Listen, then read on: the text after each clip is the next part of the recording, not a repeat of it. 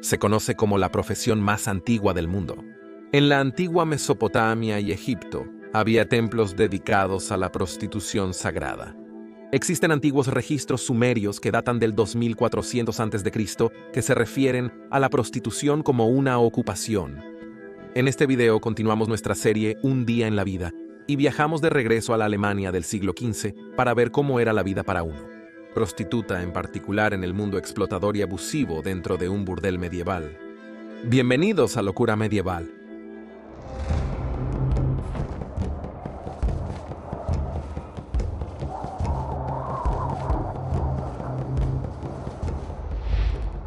Una necesidad malvada.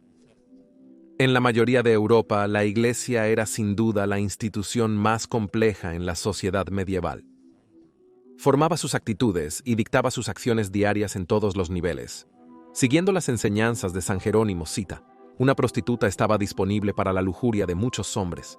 En el siglo XII, el monje Gratian usó las palabras de Jerónimo para identificar la promiscuidad como el rasgo principal de una prostituta. Un siglo después, el cardenal italiano Ostiensis estuvo de acuerdo y agregó que había un elemento de engaño involucrado porque una prostituta finge amor e intimidad entre ella misma y su cliente. A pesar del obvio disgusto del clero, se consideraba esenciales a las prostitutas porque se pensaba que los hombres tenían un impulso sexual natural, pero pecaminoso. Una necesidad que podría corromper a las mujeres más respetables, incluso a sus propias esposas. Si no existieran prostitutas para satisfacer los impulsos sexuales de los hombres, podrían recurrir a actos más condenables como la sodomía. Así que sin estas damas de la noche, el orden social se vería perturbado y habría anarquía. Desafortunadamente, estas mujeres de la noche no eran muy apreciadas. Como habían sido en la antigüedad, se les consideraba un mal necesario y los peores pecadores. El negocio del burdel. Para los medievales, el burdel se convirtió en el foco de toda esa desagradabilidad, una especie de desahogo para la lujuria masculina. Esto implicaba que numerosas autoridades urbanas concedían licencias a sus burdeles. Algunos incluso eran de su propiedad, municipalidad misma. Si los burdeles se mantenían lo más discretos posible, entonces no había necesidad de abolir la prostitución por completo. De todas formas, la Iglesia prevenía el adulterio, la masturbación, la homosexualidad y la violación. Es relevante señalar que, en particular en Inglaterra, numerosos clérigos eran además políticos y empresarios. Específicamente en Londres, múltiples burdeles generaban ingresos para la Iglesia, dinero que se podía obtener del pecado. Numerosas casas de mala fama fueron relegadas a las afueras de la ciudad, incluyendo las de Bolzano, en el norte de Italia, cercanas a la vivienda del verdugo, otro individuo marginado por la sociedad medieval. Cada casa contaba con una docena de trabajadoras sexuales y generaba 70 libras anuales de renta, siendo una industria lucrativa para la ciudad. Idealmente, trabajar en un burdel en lugar de las calles debería haber sido mejor. A las mujeres alguna forma de protección, pero en realidad algunos dueños de burdeles eran poco mejores que los proxenetas modernos y brutalizaban a las mujeres bajo su cuidado. La mayoría fueron vendidas al dueño inicialmente, usualmente por sus familias. Los propietarios de burdeles y la autoridad gobernante establecieron acuerdos de arrendamiento. Los dueños tenían que jurar lealtad y obediencia. También había reglas que prohibían la embriaguez y la blasfemia en el burdel mismo, y políticas para gobernar la relación entre una prostituta y su proxeneta. Por ejemplo, en ciudades como Viena, las reglas exigían que las encargadas fueran mujeres. Explotación sexual. Els von Stedt comenzó a trabajar en el burdel municipal en Nördlingen, Alemania, a finales del siglo XV. Inicialmente fue empleada como criada de cocina, y se cree que probablemente fue obligada a vender su cuerpo por dinero por el dueño del burdel, Leinhard Freimont, y su socio, Barbara Taschenfrieden. Els quedó embarazada por uno de sus clientes. Cuando Bárbara se enteró, mezcló una poción de vinca, zanahoria silvestre, clavos y vino para inducir un aborto. Luego obligó a Els a beber la mezcla. Els sufrió un aborto espontáneo, perdiendo un feto masculino de aproximadamente 20 semanas de gestación. Sin darle tiempo para recuperarse de su calvario, obligaron a Els a volver a trabajar inmediatamente y le dijeron que sería golpeada si le contaba a alguien sobre el aborto. No obstante, Babel von Esslingen, colega prostituta, vio el cuerpo del niño en un banco en la habitación de Els. Había llevado un cubo de agua a su amiga, que yacía en su cama en agonía. Babel comenzó a hablar sobre lo que había visto a las otras mujeres, por lo que fue enviada por Leinhardt y Bárbara a otro burdel en Ulm. Pero ya era demasiado tarde. Los clientes del burdel también se volvieron sospechosos cuando se dieron cuenta de que Els, Sita, que había sido grande, ahora era pequeña.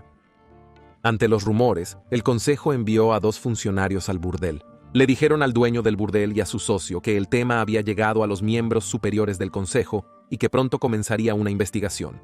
Apenas los hombres se fueron, Leinhardt, furioso, corrió hacia Els y las otras mujeres que estaban comiendo, propinándole a Els una dura golpiza. Pero negándose a ser intimidada, valientemente le gritó a Leinhardt que tendría que cortarle los brazos y las piernas para evitar que testificara en su contra. Luego, Leinhardt y Bárbara, al ver el fin del juego, intentaron llegar a un acuerdo con Els. Si ella aceptaba callar, ellos liquidarían su deuda y podría salir del burdel al día siguiente. Els aceptó, y como se pactó, Bárbara la sacó discretamente cuando llegó el momento de irse. Luego, preguntó a las demás mujeres sobre Els y fingió buscarla en el burdel. Pero Els ya le había contado todo sobre el plan a otra prostituta, llamada Margret von Weybrach. La investigación. Y así comenzó el examen. La primera parte fue toda sobre el supuesto aborto. En la época medieval, se creía que un feto adquiría un alma una vez que se parecía a un humano. Por lo tanto, el aborto en una etapa tan avanzada del embarazo se consideraba una ofensa grave. Els nunca estuvo bajo ninguna sospecha de abortar a su bebé. Testificó en la ciudad de Weisenberg, a donde había ido cuando dejó su burdel en Nordling. 2 testigos, Margret y Anna von Ulm, corroboraron su evidencia y contaron cómo Els lloró inconsolablemente por la pérdida de su bebé, diciendo que Bárbara había, citando, «le quitó su hijo y mató a su carne y sangre». La segunda parte de la investigación fue más una consulta general sobre las condiciones de trabajo en el burdel público, y si Leinhardt, el encargado del burdel, había roto el juramento que hizo cuando comenzó el trabajo en 1469. Ahora casi todas las mujeres salieron a hablar sobre su cruel trato. La investigación descubrió que muchas de ellas eran golpeadas por Lionheart si intentaban rechazar a un cliente, a veces con una vara o cinturón y otras veces con un látigo. Al llegar al burdel, Anna afirmó que a todas las mujeres se les confiscaba la ropa, lo que significaba que tenía que, citando, andar miserablemente y casi desnuda. Els aceptó que tuvo que pagar para recuperar su falda. Las mujeres se mantenían endeudadas desde el principio. Debían pagar por su alojamiento y comida, además de ceder 1/3 de sus ganancias. Se les forzaba a tener relaciones sexuales aún menstruando, llamado tener su enfermedad femenina, y en días santos, lo cual contravenía los términos del contrato de la ciudad. Otro requisito legal era que se debía dar comida extra a las mujeres cuando estaban menstruando. Esto no se cumplió. De hecho, se les alimentaba con una porquería asquerosa a diario. Se les cobraba precios elevados por comida y vino, o cualquier cosa que necesitaran, manteniéndolos en deuda constante. Leinhardt cobraba a los clientes una tarifa, denominada dinero para dormir, para pernoctar. Una mujer relató que si un cliente faltaba, debía pagar la tarifa ella misma. También se les negó el permiso para asistir a misa, un derecho ciudadano. Era verdad que una vez que una mujer entraba en esa línea de trabajo, era casi imposible salir a menos que fuera sacada en un ataúd, y eso generalmente ocurría por desnutrición, agotamiento o enfermedad, especialmente la CTS. La enfermedad extranjera, lo que ahora llamamos sífilis. Nadie quería asumir la responsabilidad durante la Edad Media. Los franceses la llamaban la enfermedad napolitana. En Inglaterra, Italia y Alemania era la enfermedad francesa. Rusia decía que era la polaca, y los turcos decían que era por los cristianos. Pero, inevitablemente, la Iglesia culpó a las mujeres, porque todos los males del mundo se podían rastrear hasta la transgresión de Eva en el jardín del Edén, el pecado original. En la época medieval, hablar del acto sexual era tabú, y se creía que las ETS eran castigos para quienes no seguían las enseñanzas eclesiásticas. Promovió la abstinencia como solución al problema, incluso en un entorno muy religioso. Simplemente no funcionaría en la Edad Media. Realmente las ETS, como la prostitución, han existido desde el inicio de la civilización humana. Hay muchas pruebas de enfermedades venéreas en la sociedad antigua.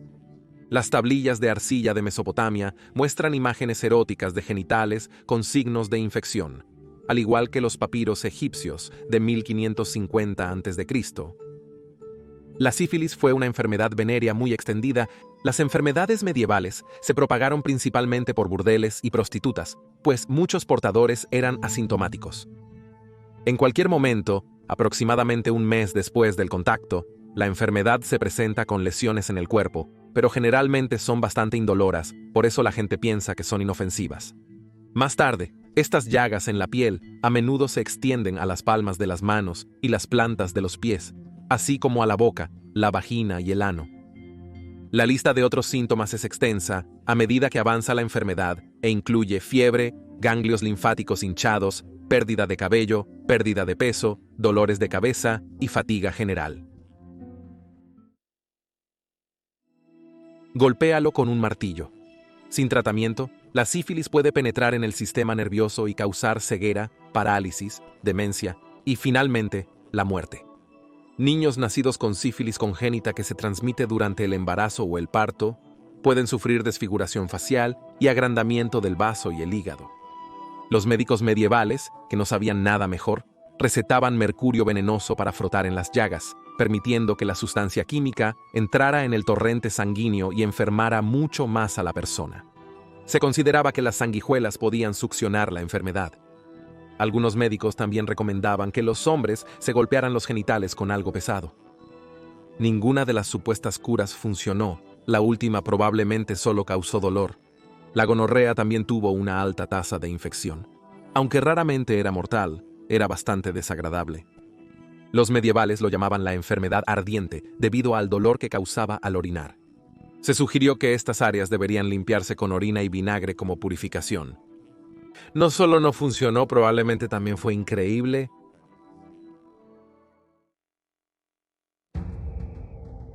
Invisible. Tanto Lionheart como Bárbara fueron prohibidos de entrar a la ciudad nuevamente. Bárbara también fue marcada en la frente porque ella fue la responsable del aborto del hijo de Els von Stedt.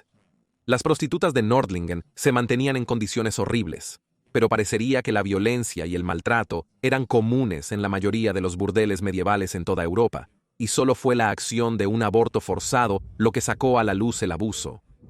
La historia de L es relevante al enfocar la historia de las trabajadoras sexuales, un colectivo mayormente ignorado pero siempre esencial en la sociedad desde siempre. No se sabe nada de las mujeres del burdel de Nordlingen después de la investigación en 1472, pero ahora sabemos que eran únicas, complejas e importantes.